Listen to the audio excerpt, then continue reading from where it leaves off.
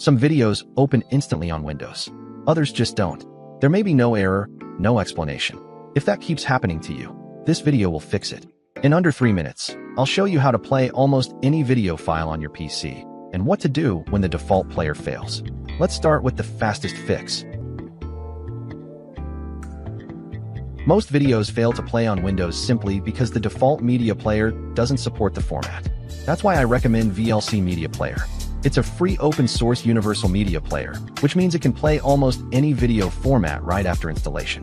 Once VLC is installed, just right-click the video file, choose Play with VLC Media Player, and in most cases, the video will play immediately.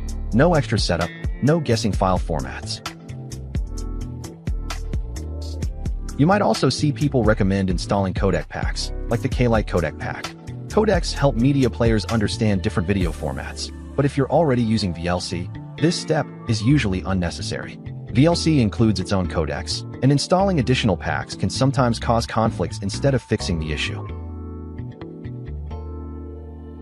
If you want the video to play everywhere, or you're sharing it with someone else, the safest option is to convert it to MP4. MP4 is widely supported on Windows, Mac, phones, TVs, pretty much anything.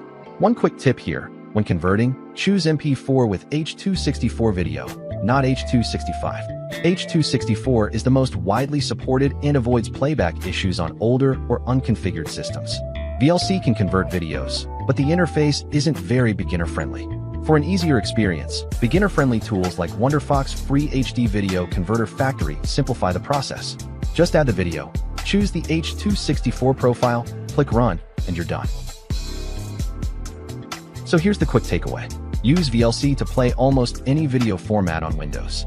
Skip codec packs unless you really need them. And convert videos to MP4 for maximum compatibility.